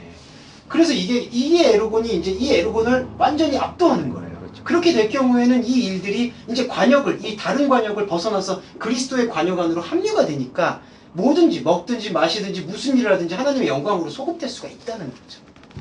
그러니까 저 밑에 그 에르곤도 보면 그러니까 저런 측면으로 보면 자기 부인하고 자기 십자가가 어떻게 보면 예, 요 밑에 그죠? 그 위에 에르곤이 저걸 압도를 해서 예, 그렇죠. 예. 내가 하려는 측면이 아니라 그게 예. 그리스도 영이 들어오면서 자연적으로 예, 자기 부인과 하나님으로 자기 믿어서 그렇게 그걸 가져가는 상태. 그거를 여기서 저 밑에 부분을 죽이려고 제가 엄청난 고투를 벌였었거든요. 근데 그거 얼마나 대단하세요. 그게 보면 보통 복음학교에서도 얘기하는 그런 자아를 죽이자 하는 막 그런 측면이었던 건데. 근데 그 복음학교에 보는 참 복음학교는 아니, 그러니까 이제 그 부분은 좀 되게 아주 강성적이었던 거. 어떻게 자아를 죽이라고 해요? 그러니까 그거는 이제 내 측면에 죽이는 게 아니고 믿음으로 보는 거지. 사실 이제 그렇죠. 내가 십자가를 맨날 봐라. 이미 나는 죽어 있는 내 자아가 걸려 있으니까 이제 그런 측면인 건데. 그러니까 저는 다 그 선의는 정말 다 필요하다고 생각해요. 왜냐하면은 자아를 죽인다라는 명제도 저는 맞다고 보거든요. 왜냐하면 그리스도와 함께 죽는 사건이 일어나야 돼요. 근데 그 자아를 죽일 수 있는 그 유일성은 사실은 디알로고스를 통해서인데 디알로고스는 이렇게 내버려두고 그 어떤 또 뭔가를 찾으려고 하는. 근데 김성성 목사님도 어떻게 보면 저 자아를 죽이는 부분을 많이 강조하시잖아요. 죽인다라는 표현은 아마 올바른 표현 같진 않아요. 죽는다라는 표현이다가 죽는다라는 표현이 적정. 죽임을 당한다라는 죽었다. 그리스도의 어린 양도 죽임을 예. 당한다라는 표현을 쓰는 걸 예. 보면 저도 그런 그래서 그런 저는 식으로 김성성 좀, 목사님 조금 헷갈렸던 게 이거를 그러니까 이거를 죽이라고 말씀하면 안 되는 거 아닌가라는 조금 질문이 있었었거든요. 그거는 또 아닌 것 같다는 생각이 좀 있어서. 근데 그게 그게 좀, 자칫 예. 저는 허무주의로 빠질 수 있다는 게 그러면 다 없애자 불교처럼 무로 그냥 가자 그게 말씀만 그렇죠. 남겨놓고 그렇죠. 무로 가자 그러면 저희 실존 자체가 그렇죠. 발견이 또 안 되면 그렇죠. 그것은 제가 보기에는 아예 이제 의미가 없는 거기에서 자꾸 이렇게 그 저기가 오는 거예요. 그 막 맹공들이 와갖고 그렇죠. 그럼 나는 뭘 해야 돼? 네. 이그노파도 이그노파라고 말씀드려서 죄송합니다. 이그노 목사가 그런 거죠. 그러니까 네. 그러니까 이거를 얘기를 해야 되는데 요거하고 포에마가 있잖아요. 요게 아니라 이거 없다. 이거 아무것도 의미 없다. 그러니까 일을 하지 말아라는 거죠. 한마디로. 네. 그러니까 믿음은 그분이 찾아와서 하는 거니까 쓰나미가 일어나는 것도 그분이 한 일이고 뭐 우리가 믿게 되는 것도 그분이 하는 일이니까 우리가 할 수 있는 거라고 얘기하는 그걸 다 잘라내라는 그건데 근데 저게 상당히 영주주의 쪽 그렇죠. 그런 저기가 많이 있었어요. 그래서 그렇죠. 그러니까 나한테 일어난 감정마저도 자꾸 십자가로 넘기는 거지. 이거 왜 이런 그렇죠. 감정이 없어지고 감정이 없어져. 지층 들었대. 같은 맥락이 있었던 것 같은데, 그러시구나. 그러니까 제가 그 이근호 예. 목사님 파 예. 목사님한테 그렇지. 몇 시간 설교를 들었어요. 그러셨어요? 몇 시간 설교를 들은 결과 예, 결과 뭐지? 뭐지 그거 아 아니셨어요? 김성수 목사님도 아. 이불이가 있었구나. 이불에서 있었던 거구나. 그러니까 그 후에 약간 이런 비슷한 얘기들을 들으면 예. 아 그래서 그런 것도 있구나. 그거 약간 비슷한 면모가 조금 또 두 분한테 또 느껴지기도 네. 했었고, 그러니까 조금 그 강조점은 이해가 되는데, 그러니까 우리가 하는 게 아니다. 기도도 우리가 하는 게 아니고 하나님이 하시는 거다 하는데, 중요한 거는 영과 성령의 관계에서도 우리가 일으켜야 될 부분이, 안 그러면 이거는 그냥 메커니즘, 그냥 기계주의적인 반응밖에 안 되는 거거든요. 그게 좀 아쉬워요. 그리고 또 아쉬운 건 뭐냐면, 그럼 이게 반대파에서는 이제 어저께 이시권 전도사님 메일 주셨는데, 그 진주 초대교회 사람들은 정말 나이브하더라고요. 이 성령은, 그러니까 문자나 신학 그런 거 다 필요 없다. 오직 성령의 영감을 이제 뭐 강조를 하시는데, 이거는 이제 이건 뭐라고 해석하기도 참 애매한데, 영감. 예, 그러니까 영감. 우리가 할 수 있는 게 없다. 근데 구원은 남은 자만 구원을 받는데요. 그럼 뭐냐, 이제 하나님의 음성이나 뭐 그런 걸로 초자연적인 거를 이제 확인돼야. 들어야 된다고 얘기를 하시더라고요. 야, 그건 또 그것도 전도에 말씀 뭐지 이거 진짜 그것도 뭐지라는 질문이 나오더라고요. 그건 여기서 어디에다 집어넣어야 되는지 제가 그거는 못 찾겠어요. 이거 저는 저런 걸 해야 되니까 그냥 막 이 수도를 하다가 뭐 자기 안에 소리를 하나님 소리를 듣고는 이제 얘기를 해줘야 되니까. 어떻게 보면 저게 이제 그 예전에 그 뭐 하나님 음성 듣기 그런 맥락하고도 좀 비슷한데. 뭐 오늘은 뭐 을지로로 가라 그러셨다. 뭐 종로로 가라 그러셨다. 을지로에 가면 귀인이 나온다. 그래갖고 여기 이쪽 제도자도 아니고. 예, 지금 이 상황을 좀, 예. 그래서 일단 다윗이 얘기하고 있는 바에 대해서 사도 바울이 대담하게 재해석을 하고 있는 것을 볼 수가 있습니다. 그러니까 요거는 사실은 구약에 대한 그때의 그 한계이죠, 사실은. 예, 그때의 죄고백이죠. 그러니까, 이거 꽂으셔야 돼요. 제 거 하나 빼주세요. 저 아, 예. 뺐어요. 이 용서함을 받고가 이제 아까 말씀드린 그이고 그 죄들이 덮여졌다라는 게 이게 이제 이중적 의미를 갖고 있는데요. 그 에피크리토라는 단어입니다. 가리우심을 받았다가 합성어로 잠깐 풀어서 보면 에피칼리토인데 이 칼리토라는 거는 덮여져 있다는 뜻인데요. 근데 이 에피라는 거는 반복, 증가, 대항 이 부분을 품고 있습니다. 합성어로 쓰일 때, 에피라는 전치사가 전치사가 그냥 전치사로만 쓸 때는 무엇의 위로, 위에서 아래로, 이렇게 지금 쓰이는데 이것이 반복, 증가, 대항. 근데 이것이 에피크리트라고 얘기했을 때는 두 가지 의미로 해석이 가능한데 철저하게 덮여졌다. 그러니까 완전한 은폐를 얘기하는 경우가 있고요. 그 역설을 얘기하는 경우도 있어요. 두 가지 뜻이. 그러니까 그건 뭐냐면은 오히려 이것이 완전히 개방되었다. 두 가지 의미로 다 같이 씁니다. 근데 이거는 두 가지 의미가 다 묵상이 가능한 부분, 필요한 부분이 뭐냐면은 죄들이 덮여졌다라는 뜻은 일단 철저적 죄덮임, 철저적 은폐라는 차원에서 봤을 때는 하나님이 더 이상 우리의 당신과의 떨어져 있음, 하마르티아를 기억하지 않겠다라는 의미의 철저적 은폐고요. 죄를 더 이상 기억하지 않겠다라는 의미. 또 하나의 의미는 우리가 내가 하나님 안에서 나를 발견하고 나니까 나는 하나님과 완전히 떨어졌었던 존재였고 더 나아가서는 나와 하나님은 다른데 하나님은 나를 하나님으로 불러주셨구나. 하나님의 생명으로 불러주셨다라는 것을 고백하게 되는 것이 바로 철저적인 열림이죠. 그러니까 철저적 은폐와 철저적 열림이 이 에피칼립토 안에는 다 같이 있어요. 그래서 죄들이 덮여졌다는 자는 복이 있다라는 게 아예 죄를 기억하지 않겠다라는 의미는 하나님 차원에서 나는 이제 너를 발견했기 때문에 더 이상 너와는 나는 하마르티아가 있지 않다. 그거에 대한 선포고 우리 관점에서는 나와 하나님은 발견되었는데 나와 하나님은 다르다라는 사실을 인식하는 것. 그 은혜의 인식이죠, 사실. 생명의 인식이고.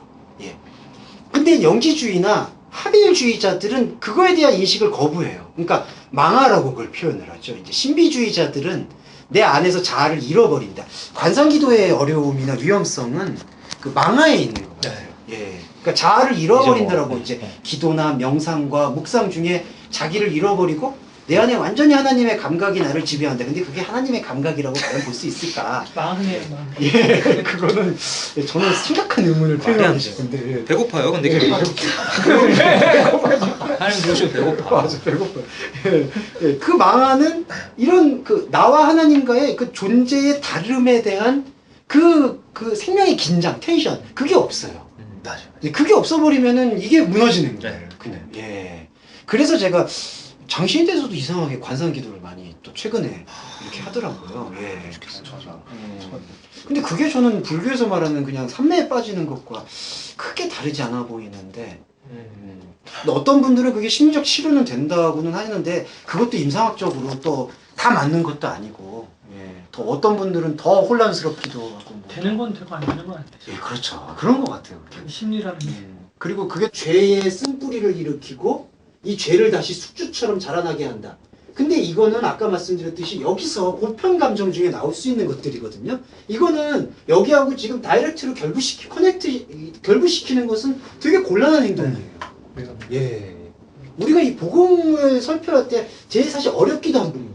그럼 이건 연관이 안 됐냐? 그게 아니죠, 사실은. 이 부분도 사실은 연관성이 있죠. 근데 이 부분을 갖다가 이 부분의 자유의지에서 내가 이걸 죽여야 돼. 주님 오시옵소서, 주님 오시옵소서 하게 되면은 이게 지금 무력화되잖아요? 그럼 이게 무력화되고 난 자리에 차지하는 게 뭐냐면 우리의 혼적 활동을 통해서 영이 들어오지 못하니까 영으로 시작했다가 육으로 마치는 꼴이 나온다는 거죠. 예. 그러니까 자꾸 요 자유의지를 내가 죽여야 된다고 생각하는 게 아니라 자유의지를 우리가 계속해서 선용을 하되 그것을 통해서 발견하게 되는 것은 결국 진짜 주체, 그리스도죠. 예. 지금 이거는 요한복음에 예. 하나님 안에 내가 거하는 그거로 그렇죠, 그냥 그렇죠. 얘기가 네. 그냥 스캐너 끝날 수 있는 거 아닐까? 예, 그렇죠. 예, 내가 하나님 안에 거하고. 예. 그렇지 않으면 예, 예. 나는 혼자 생쇼를 하고 있는 거고. 예, 그렇죠. 그냥 밖에서 계속, 예. 예, 그 거하지 않는 상태에서, 예, 무의미한 활동들을 계속하고 있는 것이고. 활동성에 대한 문제점을 제기하는 것보단 관역에 대한 문제를 제기하는 게 좀 활동성이 예. 소멸되어져서 관역을 다시 찾겠다는 의미는 예, 예. 그거는 전 허무주의 같고요. 맞다. 그냥 그렇죠, 그렇죠. 그냥 탁상공론밖에 안 되는 것 같아요. 그 다음에 관역을 찾았지만 동력을 다 잃어버리면 그렇죠, 맞아요. 이 활동성의 네, 동력이 다시 사라져 버렸어요. 붙일 수 없고 이거는 항상 써야 되는 그렇죠. 거잖아요. 이거는 네. 존재의 이유죠. 어떻게 보면. 안 쓰면 예, 그냥 근데- 여기서 머물러야 돼. 예, 그렇죠. 동상이 돼야지. 예, 예, 예. 양궁할 때 네. 보면은 진짜 답답하게 마지막 안 써더라고요.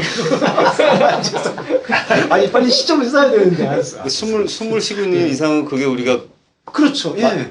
예. 안 할 그리고- 수가 없는 그냥 근데 근데 맞아요. 저는 그런 느낌이 계속 드는 거예요. 핑계를 계속 그쪽으로 몰아가면서 내가 해야 될 일들, 성실함으로 해야 되고 감당해야 될 일들을 조금 한쪽으로 몰아버리는 예. 은혜라는 예, 것으로 예. 포장해버려서 약간 몰아놓고 내가 하지 않고 예, 뭐 나는 주변이- 조금 예. 쉬고 예. 난 좀 사회에서 그냥 있고 싶은 그런 것들이 너무 많지 않은가. 게을러져 버리는. 네. 맞아요. 무감각해지고. 그래서 기울어지고. 방종을 낳는 예, 그런 맞아요. 아무것도 안 해버리는 그 그게 있는 말씀하신 것 것처럼 하면 예. 이미 우리가 그 뭐랄까 그 기아가 다 구성돼 있고 네. 우리가 발을 저어가야 네. 되는데 그거는 다 성경 속에 다 있는데 불구하고 맞죠. 이거는 돌리지 않는 이거고 거죠. 예. 하나님이 주시기 전에는 아무것도 안 네, 해. 네. 네, 맞아. 그거는 패널을 알고 내버리는 있는 것도 네, 완전- 네. 다 여기 다 있는데 예. 교과서 다 있고 그대로 네. 따라가면 되는데 예, 예, 안 돌리고 있는 어. 그런 상태. 은혜는 하나님이 주시는 거지 예. 은혜가 전부 하는 건 아니지. 예, 맞습니다. 참 그런 동력을 스스로 예. 자아 죽이기를 하면서 무능력하다라고 하는 예. 그런 조음 같은 모습이 예. 아닌가. 그러다 보니까 다시 어떤 그 계급이나 권력주의나 신비주의의 그 자기가 하고 있는 행함에 행해야 될 것을 양도해 버리는 것 같아요. 그래서 저는 좀 약간 아이러니했던 게 사회에서 되게 그러니까 인텔리하고 되게 지적인 분이 교회 들어오면 이상하게 바보가 되시는 느낌? 그러니까 교회는 다르다고 목사님이 말씀하시는 거는 저는 그게 되게 많이 봐왔어요. 그러니까 사회에서 막 인문학을 가르치시고 저기서 막 지적이 나오고 락항이 나오고 이러는데 갑자기 교회 들어가니까 막 이렇게 자세가 바뀌세요. 교회는 이런 곳이래요. 그래서 와 아니 저분이 왜 저러시나? 그 진짜 그 목사님은 더 힘을 얻어가지고 막 신학자를 떠드는 거다. 그래서 약간 그게 더, 그러니까 은혜는 이런 게 아니다, 뭐 지적인 게 아니다 이래가지고 또 네. 그러니까 우리가 지적인 활동을 하자는 게 아니라 이게 하나님의 말씀을 보기 위해서 계속해서 생명을 환기하자는 일이거든요. 근데 그런 것에 대해서는 조금 그 허무주의라든지 아니면은 아까 강도사님 말씀인 것처럼 좀 회피하고 떠넘기는 것 같아요. 약간 어떤 종교라든지 좀 제도라든지 그런 네. 거에다가 예. 그리고 좀 슈퍼내추럴 그 초자연적인 것에 또 맡기고 네. 이건 물리학으로는 설명할 수 없는 뭐 이런 어떤 그리고 웬만한 거 다 설명되던데요. 근데 방언하는 것도 보니까 죄송합니다. 뭐 방언이 나쁘다. 근데 별로 그렇게 뭐 바람직하진 않죠. 뭐 그렇게 오래 할 필요가 있겠습니까? 예. 제가 방언을 못해서 뭐 그렇게 변명을 하는 건 아닌데. 예. 근데 저도 조금 했었어요. 예. 저도 아주 조금 못합니다. 이거는 공통분 강사님 하셨어요. 저는 못합니다. 우와 잘됐다. 저도 하셨죠. 예. 아니 무슨 아니 여기 나와 있죠. 무슨 말씀이세요? 예. 뭐지? 이거 제가 너무 이렇게 막 공통분모를 만들고. 근데 아까 그 지하철은 정말 공통분모 안 나왔네요. 술 한잔 먹고 나는 그 오히려 저를 더 맨정신에 낮춰졌어요. 예. 그럼 이 부분만 보고 이제 오늘 좀 마무리하겠습니다. 예. 그리고 4장 9절에서 이제 아브라함 이야기에서 이제 사도 바울이 좀 선택하고 싶었던 그 다윗의 고백을 이제 딱 끌고 온 다음에 그 다음에 9절에서 이 복을 할례 차원에서 이제 언급하고 있습니다. 그래서 그런즉 행복이라고 번역되기보다는 이 복이라고 그냥 번역되는 게 좋을 것 같고요. 이 복이 할례자에게 속한 것이냐, 무할례자에게 속한 것이냐. 이제 그랬더니 이제 그 아브라함에게는 믿음을 의로 여겼다. 네. 그럼 이때의 믿음이라는 게 이제 아까 말씀드렸던 하나님에게 체험되는, 그러니까 우리의 이제 이 활동성이 능동 주체가 그리스도를 향해서 열어서 진짜 주체가 들어올 수 있도록 그 문을 열어주는 그 믿음이고요. 그 믿음을 통해서 10절에서는 다시 한번 묻는 게 이게 할례시냐 무할례시냐. 할례시가 아니라 무할례시다. 예. 이 얘기를 하고 있는 그 목적성이 뭐냐면은 사도 바울이 예수님이 했던 말씀 중에서 의식에 해당되고 있는 종교 의식에 해당되고 있는 모든 부분에 대한 재구성을 지금 목적으로 하고 있는 걸 볼 수 있습니다. 재구성이라는 건 뭐냐 하면은 할례냐 무할례냐. 근데 이렇게 지금 얘기를 하고 있는데 지금 이 믿음의 의가 어떤 부분이냐. 할례는 여기서는 이 대표적인 어떤 인간의 보여지고 있는 상태 속에서 보이는 세계 속에서 할 수 있는 종교의식을 대표하고 있고요. 무할례는 이 보이는 세계를 사실은 도코스, 뒷받침하고 있는 보이지 않는 세계의 생명의 동력을 지금 암시하고 있습니다. 무할례. 예. 근데 여기서는 바로 이 믿음을 얻은 것, 이 복이 할례자냐 무할례자냐, 무할례자라고 얘기하는 것. 그 다음에 11절에서 뭐라고 하냐면은 아브라함, 그가 할례의 표를 받은 것은 무할례 때의 믿음으로 된 의를 내보낸 것이다 라고 표현하거든요. 이게 아까 우리가 보았던, 아까 저희가 묵상했던 보이는 세계 속에서 보이지 않는 것을 느끼고 보이지 않는 것을 통해서 보이는 세계를 다시 재구성. 예. 그러니까 세례, 금식, 성찬, 예, 또 어떤 종교의식도 있죠. 기도, 찬양. 지금 우리가 하고 있는 이런 모든 활동들이 지금 보이는 세계 속에서 일어나고 있었던 할례하고 지금 연동되고 있거든요. 근데 이것이 이제 보이는 세계를 통해서 이 보이지 않는 세계로 우리를 관통시키는 니아로고스를 통한 다음에 무할례, 이 믿음으로. 이 믿음이 다시 이 보이는 세계를 지원해 줄 때 우리한테 지금 주어져 있는 1차적으로는 종교의식이 새롭게 의미 규정이 되는 것이고요. 2차적으로는 종교의식만이 아니라 삶의 전반이라고 이제 표현될 수가 있습니다. 할례라는 것 자체가 이때 당시에는 종교의식도 있고 그 다음에 이 사람이 유대인으로서 살아가게 된다라는 것, 그 사회의 구성원으로서 살아가게 된다는 것까지 포함하니까. 예.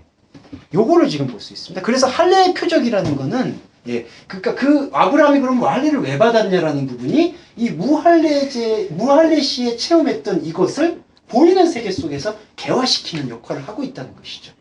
그러니까 그 11조도 그렇고요. 금식도 그렇고 성찬도 그렇고 지금 우리에게서 지금 존중되고 있는 이 교회의 종교 의식 자체가 의미 있냐 무의미 있냐를, 그러니까 이걸 해야 되냐 말아야 되냐는 사실은 그거는 중요한 문제가 아니라고 보여요. 거예요. 이런 의식들이 우리 안에서 체화되는 게 바로 이 무할레 시에 느꼈던 그 생명력이 이 안에서 담겨져 있느냐. 그런 맥락으로 이제 재평가가 돼야 된다는 거죠. 예. 할례 무할례를 예. 1계명에서 3계명으로 그렇죠. 계명 차원으로. 예, 그렇지. 볼 수 있죠. 왜냐하면 이것도 이제 율법 차원으로 예. 사실은 하나님께서 율법으로 주셨다가 율법의 본인은 그 율법을 어떻게 지켜서 영광 돌리는 게 아니라 율법의 주체를 보게끔 만들어주는 행동이니까. 예. 예. 그래서 할례 무할례를 지금 언급하고 있는 걸 볼 수 있어요. 예. 그러니까 자꾸 이 논리에, 그러니까 여기서 사도 바울이 의도하는 바는 유대교 기독교인들이 사실은 대상이거든요. 요 지금 목적 속에서는 자꾸 그래도 이 기도를 안 하면 안 될 것 같아. 그때 기도는 좀 형식적인 기도겠죠. 예. 그 다음에 찬양을 안 하면 안 될 것 같아. 또 대표적인 건 11조. 이때 11조는 아브라함의 11조를 풀어야 되는데 그게 아니라 이제 레이지파에 대한 11조를 이제 인식하고 있는 거죠. 그렇게 해야 돼라는 것으로 이걸 안 하면 뭔가 안 돼. 그러면 저거는 다시 그 종교와 양심 쪽으로 넘어가 버리는 것이고. 예. 근데 우리는 이 무할레 시에 받았던 이 믿음을 통해서 이거를 다시 규정해야 된다고 사도 바울이 이야기를 한 거죠. 믿음으로 규정된 것을 다시 재구성하는 예. 그 계속된 작업을 행함이라고. 예, 코일 맞습니다. 예. 왜냐하면은, 요런 의식들이 우리가 매 시간마다 반복이 될 때, 우리한테 느껴지는 거는 기념이거든요?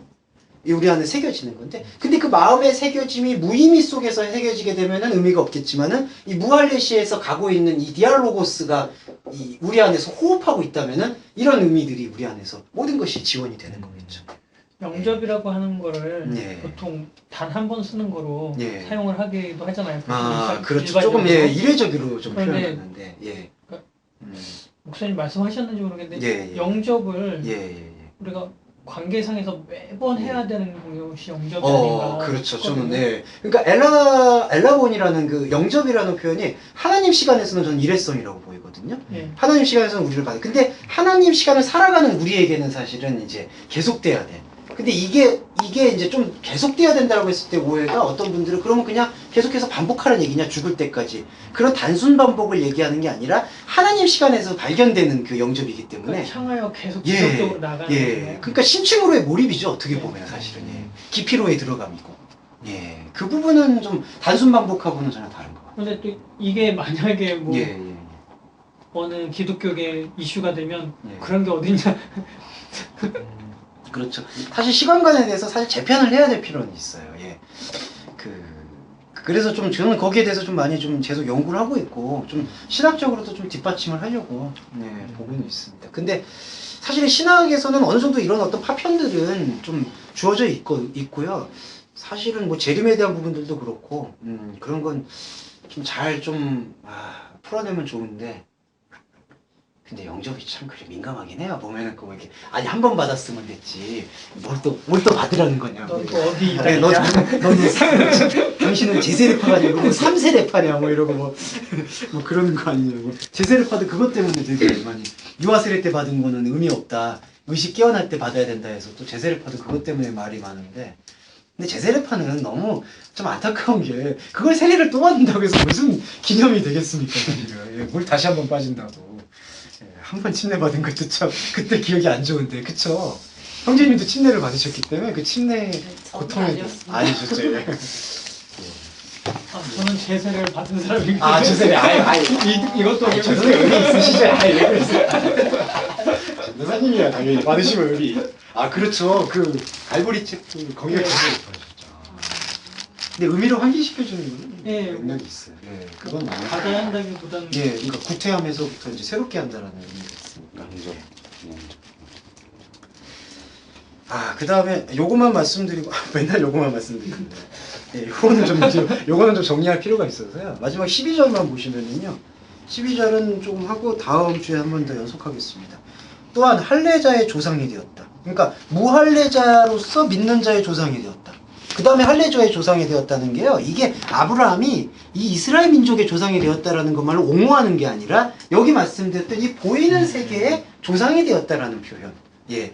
그러니까 이때 조상이라는 개념이 영적 개념을 지금 여기서는 계속 사도 바울은 지향하고 있는 거죠. 보이는 세계 속에서 자신의 아버지됨. 근데 이때 아버지는 아들과 영적 관계에서 종이 친구가 하나가 되듯이 그 관계를 지금 얘기하고 있습니다. 예. 그 영적 조상의 개념을 좀 여기서 얘기하고 있고 그 다음에 말씀드린 게 12절에서 할례 받은 자에게뿐 아니라 우리 조상 아브라함이 무할례 안에서 가졌던, 그러니까 이게 무할례 안에서 가졌던 믿음의 자취라고 표현을 했거든요. 근데 이게 이 믿음의 자취라고 표현했는데 이것을 다시 풀어서 보면은 믿음의 흔적, 그 구성 요소. 그래서 다시 풀어서 이거를 보면은 믿음이 구성 요소, 믿음인 질서, 믿음인 죄송해요, 영어 엘레먼트. 예. 요소. 예. 그러니까 이거는 하나의 그 서브스탄스. 그러니까 이 무할례 안에서 믿음이라는 것이 이게 되게 신비로운 게 이제 이 사도 바울의 특수함인데요. 지금 할례 보이는 세계 속에서 무할례시로 들어와서 이 무할례시에 있는 것이 행함으로 지금 들어오잖아요. 그러면은 지금 나의 존재가, 나란 존재가 이 그릇, 내 육의 몸으로 지금 이렇게 받쳐지는 게 아니라 믿음 자체가 우리의 지금 새로운 몸의 구성 요소가 된다라는 걸 표현하고 있습니다. 무할례 안에서 가졌던 이게 소마죠. 예, 이게 이제 우리가 그리스도와 연합되는 연합체의 신비죠. 그러니까 이걸 가지고 이거를 조명해야 된다는 거죠. 그러니까 단지 의미를 깨달아서 이걸 이렇게 난 그래서 금식의 의미를 아는 상태에서 금식하는 그런 게 아니라 지금 여기서 우리가 걷고 있는 이 삶의 전반이라든지 종교의식의 이 활동성들이 왜 어떤 부분이 지향이 돼야 되냐, 플러스가 돼야 되느냐, 바로 이 새로운 구성 요소, 무할례 안에서 가졌다. 예, 자취라는 표현은 조금 성급한 번역이에요, 저는. 예. 그러니까 이거는 또 과거로 이렇게 소급시켜서 믿음의 흔적을 쫓은 자에게들도 무할례 중에서 받았던 사람들도 구원을 받을 수가 있다. 그러니까 아브라함에서 모세 이전의 사람들이라든지 그렇게 소급시켜서 표현할 수 있는 구절로 해석이 돼버리거든요. 근데 지금 사도 바울이 이 욕구하는 바는, 의미하는 바는 할례와 무할례라는 거를 우리가 지금 살고 있는 삶 속에서의 현재 시간으로 치환시켜서 무할례 안에서 받고 있는 이 믿음의 새로운 요소가 바로 우리의 이 새로운 새 예루살렘의 삶을 살게끔 만들어주는 하나님의 몸된 교회라는 거죠. 그러니까 이걸 가지고 여기를 가야 된다는 거예요. 그러니까 사도 바울이 사실 욕구하는 바는 이 할례는 사실은 보이는 세계고 이거는 크로스라는 우리의 지금 유한성 속을 살고 있잖아요. 그럼 이 유한성이 사실은 무의미한 것은 아니지만 이 유한성 속에서 어떠한 행위나 어떠한 것으로 뿌리를 내린다 한들 이 무할례 안에 있었던 이 새로운 몸을 지원하는데 지원할 수 없다면은 그것이 무슨 유익이 있겠느냐는 것을 얘기를 해주는 거죠. 그러다 보니까 사도 바울이 상당히 유연한 게 이방 제사 먹는 것에 대해서도 유연성을 많이 발휘를 하거든요. 그리고 고린도 교회에서 사실은 좀 말도 안 되는 은사들마저도 은사의 측면으로 끌어들일 수 있는 그러한 플렉시블한 그러한 융통성을 가질 수 있는 근거는 이 무할례 안에 있는 새로운 구성 요소가 우리 안에서 이 말씀을 통해서 헤어치고 있다면은 당신들이 이런 일을 하더라도 궁극적으로 고린도전서 13장에서 말하듯이 아가페를 할 것이다. 그리고 거기로 가게 된다. 그리고 특별히 프로페테스, 예언을 하게 될 것이다. 이때 예언은 이제 하나님의 시간에서 일을 선포한다는 얘기니까. 예. 이렇게 될 거라는 거를 지금 낙관하고 있는 거죠. 근데 아이러니하게 낙관이 안 되죠. 지금 지났는데 사도 바울은 낙관을 했던 것 같은데 오늘날에는 그 은사들이 이제 또 어떤 하나의 보이는 현상으로 지금 차지하고 있으니까 낙관했던 것만큼은 하나의 교를 만들었죠. 네. 그래서 참 저는 개인적 의견으로 차라리 그때 고린도 교회에서 그냥 예언밖에 없다, 사랑밖에 없다 그렇게 얘기를 아예 하는 게 오늘날 이 문자주의자들에게는 더 그거를 좀 삭제를 이렇게 없음이라고 해놓지 다른 데는 없음이라고 잘해놓고 왜 꼭 민감한 부분들은 있음으로 해놔갖고 그래서 사람들 방언하시는 분들은 항상 그게 방언이 나쁘다는 게 아닙니다, 전도사님. 뭐 예. 근데 제가 저기 이미 판단 끝났어요. 이미 판단 요단은 건넜어요. 큰 믿음 교회에 있는 분들하고 한 번씩 저걸 하면 거기 그 변순